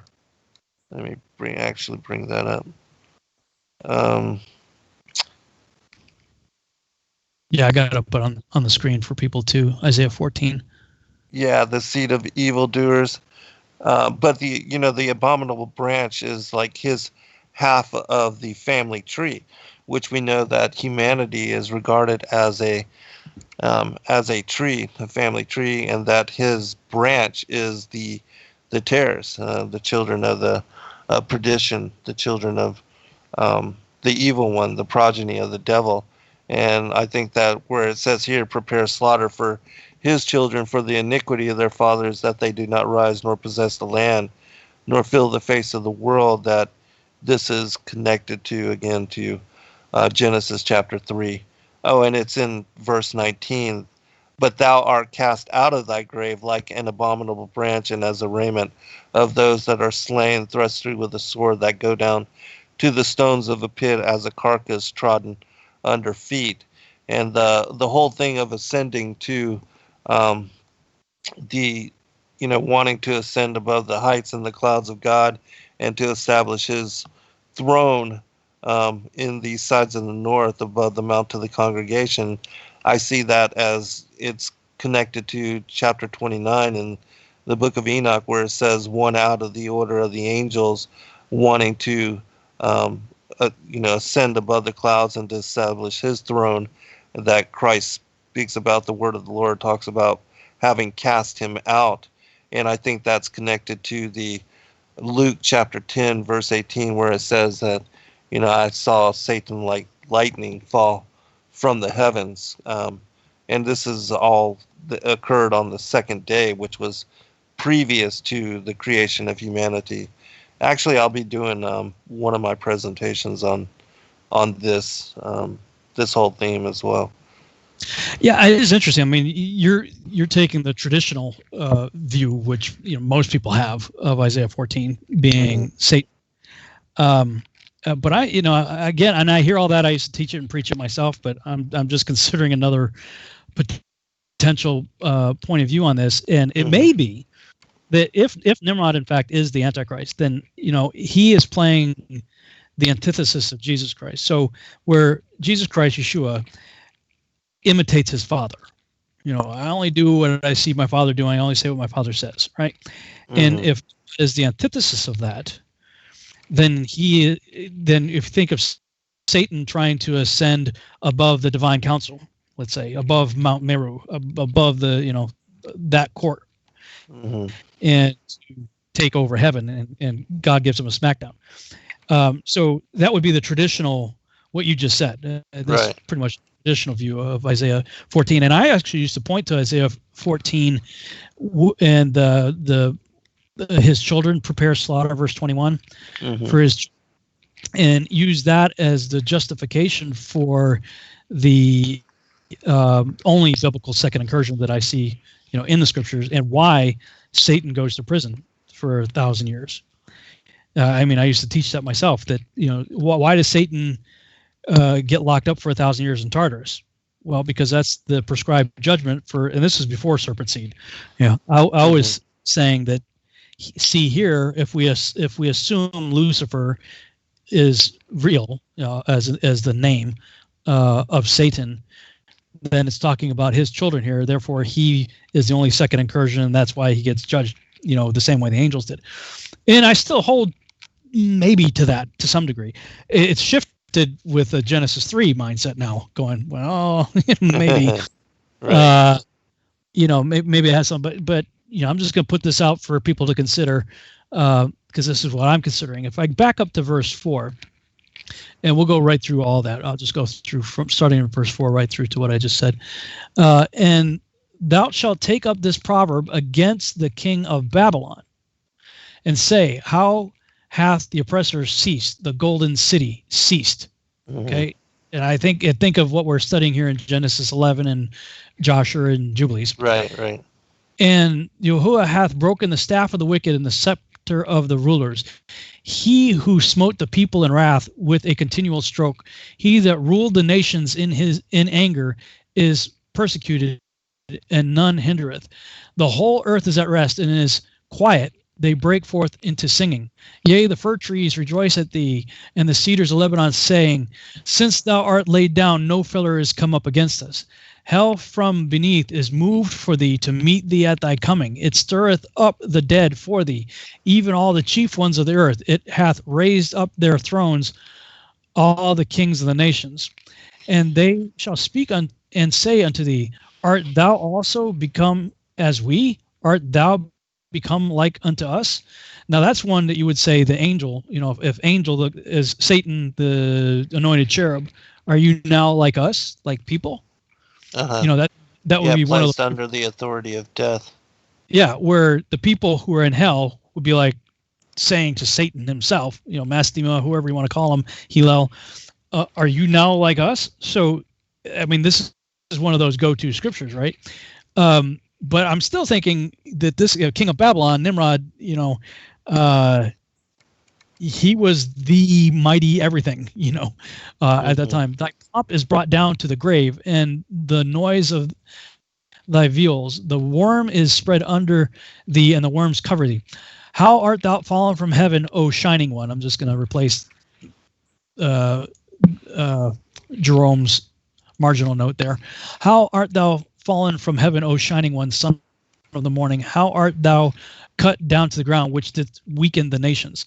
For thou hast said in thy heart, I will ascend into heaven, and will exalt my throne above the stars of God. I will sit upon the mount of the congregation in the sides of the north. That's exactly what Nimrod said he was going to do with the Tower of Babel.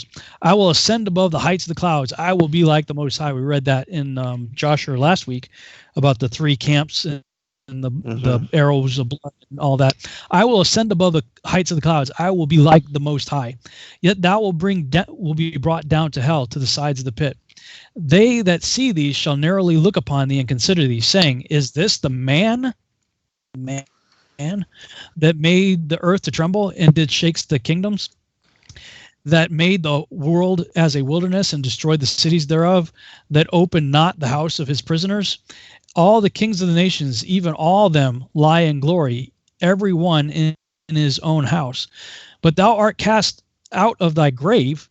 Gilgamesh was cast out of his grave in April of 2003, like an abominable branch, and as the raiment of those that are slain, thrust through with the sword, that go down to the stones of the pit, as a carcass trodden under feet. Thou shalt not be joined with them in burial, because thou hast destroyed thy land and slain thy people. The seed of evil doers shall never be renowned.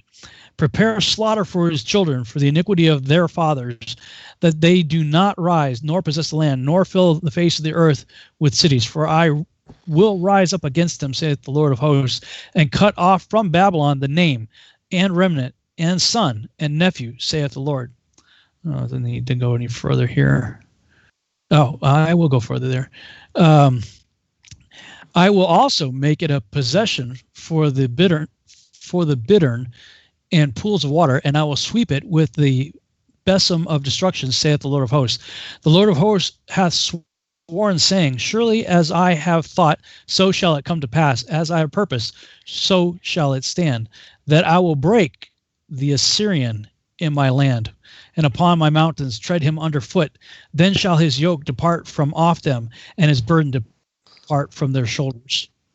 I think I need to go any further than that. So anyway, I mean, it depends on what glasses you're looking at this through. As I'm looking at what we're reading, everything about Nimrod and what he attempted to do at the Tower of Babel, and what has happened in the recent years concerning this character that became known by many names. I don't know, man. I mean, I can see Isaiah, and it could be. I can see, both, really, because it's a both and. Yeah, because Nimrod, just like how it says that Satan also worked through Pharaoh and during the Exodus, and so I could see certainly, Nimrod was a world ruler, and that he had to have been indwelt by, the spirit of Satan, without question. But with regard to the, as far as this being the person wanting to exalt himself to be like the Most High and then being cast down into the sides of the pit, I think that Satan rules in the interior of the earth, and that his domain is found within that. But again, certainly I could see cases for both. But if you liken Nimrod to Osiris, and many scholars have, look at what in the Egyptian mythology. Look what Osiris is doing in the underworld. Mm-hmm. Again, maybe it's not an either or, but a both and. Yeah, that's what I'm thinking.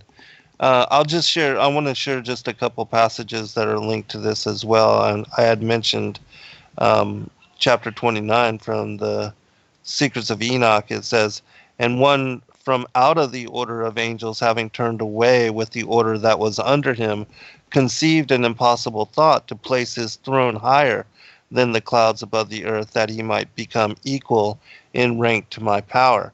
And I threw him out from the height with his angels, and he was flying in the air continuously above the bottomless. And then I created all the heavens, and the third day was." And so, this was on the second day that this happened, as far as when this angel was cast out. And not saying this isn't also connected to Nimrod, because I think it certainly is. But I'll just share one other passage. And this...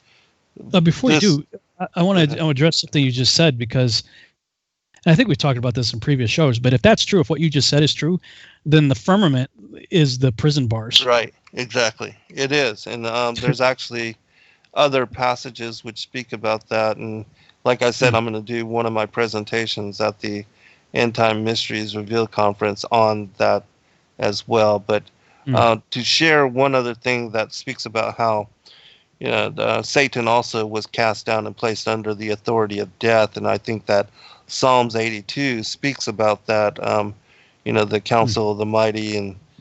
But anyways, this is from the first book of Adam and Eve. It says, "But now, O Adam, we will make known to thee what came upon us through him before his fall from heaven.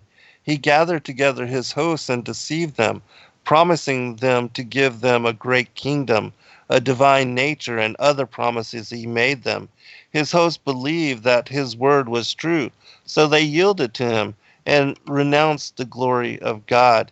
He then sent for us according to the orders in which we were, to come under his command and to hearken to his vain promise. But we would not, and we took not his advice.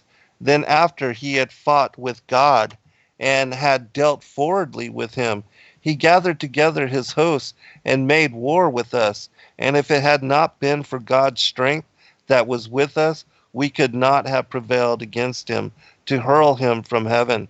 But when he fell from amongst us, there was great joy in heaven because of his going down from us. For had he continued in heaven, nothing, not even one angel, would have remained in it. But God, in his mercy, drove him from amongst us to this dark earth, for he had become darkness itself, and a worker of unrighteousness. And he has continued, O Adam, to make war against thee until he beguiled thee, and made thee come out of the garden to this strange land where all these trials have come to thee. And death, which God brought upon him, he has also brought to thee, O Adam, because thou didst obey him and didst transgress against God. And so we see that, he was also placed under the authority of death. But there's one other aspect to this as well. It says, this is the first book of Adam and Eve. Cool. And this is one of the angels telling Adam the story of the war in heaven and the fall of Satan before his creation, and why he is waging war against he and his progeny. Cool. But when Adam came out and saw his hideous figure, he was afraid of him, and said unto him, Who art thou? Then Satan answered and said unto him, It is I who hid myself within the serpent, and who talked to Eve and beguiled her until she hearkened to my command. I am he who sent her through the wiles of my speech to deceive thee, until thou and she ate of the fruit of the tree, and ye came away from under the command of God. But when Adam heard these words from him, he said unto him, Canst thou make me a garden as God made for me? Or canst thou clothe me in the same bright nature in which God hath clothed me? Where is thy divine nature thou didst promise to give me? Where is that fair speech of thine thou didst hold with us at first when we were in the garden? And then Satan said unto Adam, Thinkest thou that when I have spoken to one about anything, I shall ever bring it to him or fulfill my word? Not so, for I myself have never even thought of obtaining what I asked. Therefore did I fall, and did I make you fall by that which I myself fell, and with you also. Whosoever accepts my counsel falls thereby. But now, O Adam, by reason of thy fall, thou art under my rule, and I am king over thee, because thou hast hearkened to me, and hast transgressed against thy God. Neither will there be any deliverance from my hands until the day promised thee by thy God. Again he said, Inasmuch as we do not know the day agreed upon with thee by thy God, nor the hour in which thou shalt be delivered, for that reason we will multiply war and murder upon thee and thy seed after thee. This is our will and our good pleasure, that we may not leave one of the sons of men to inherit our orders in heaven. Wow. Man, there's a lot going on there. Yeah. I mean, that, fully tells you that he is waging war against the children of Adam, and that, the whole thing, again, going back to the enmity between the seed lines, Genesis 3:15, it's all connected to even this, and even the war in heaven, I believe, is connected to the enmity that is ongoing between these two bloodlines here. Yeah, and the whole Mastema story about the keeping 1/10 of the demons, and we learned in Enoch that demons are disembodied spirits of formerly living angel-human hybrid Nephilim.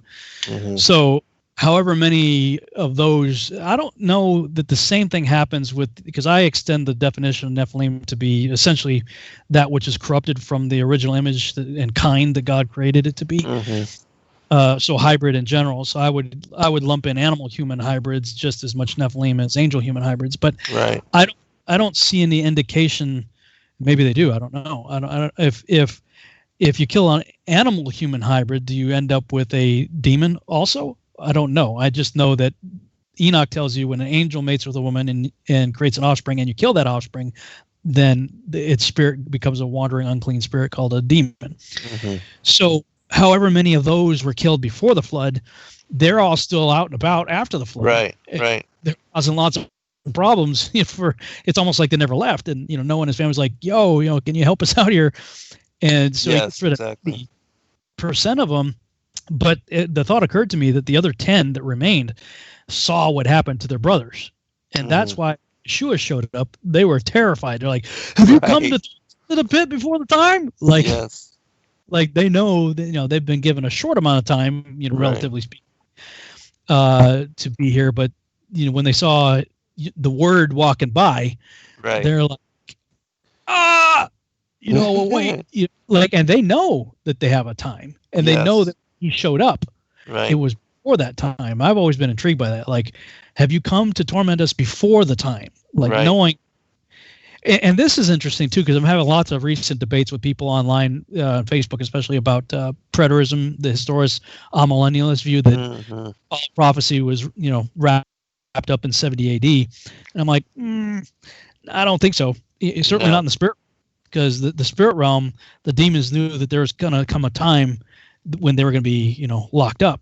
Right. They're like, they come to torment us before the time. In other words, we got 40 more years left. No, I think they knew they had quite a bit more time left. Yes.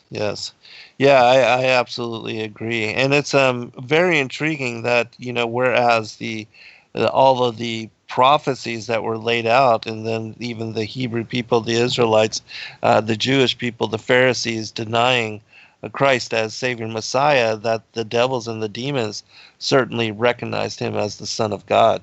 Mm-hmm. Mm-hmm. Yeah, that should be a big sign right there. Yeah, exactly. When they're like, whoa, they knew who he was. Right. And if you can't get a clue from that, I mean, he's doing all these miracles, casting them out, and, they're accusing him of doing this by the power of the devil. And he's casting out these devils. Yeah. Yeah. Yeah, good stuff. So we just got as far as basically the birth of Abram. So there's more we can cover from both Joshua and Jubilees next week. I'm leaving for your conference on the 10th. So we should still. Are you still available to do it, or you got too much you got to do? I think that should be good. Okay, so we'll pick this up on my show then on the 9th next week, and maybe we could just keep going in Joshua and Jubilees, because time we get to Genesis 12, he's already grown up, and he's going into the land of Shechem at that point. So sounds good. All right, be blessed, everyone. Blessed, everyone. Thanks. Good night, all. Shalom.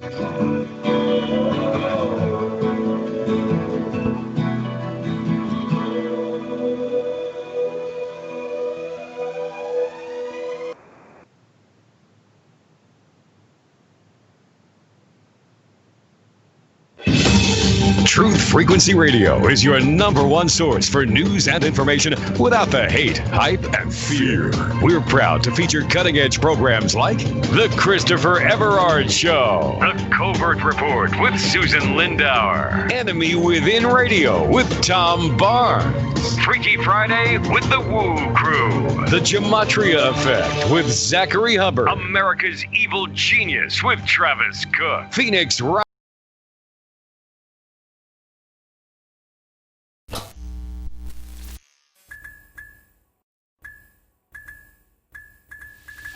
Thank you, everybody, for joining us for this video and this broadcast. We appreciate all of you, and thank you for your patronage. Please do like and subscribe and share with your friends. God bless all of you in your seeking.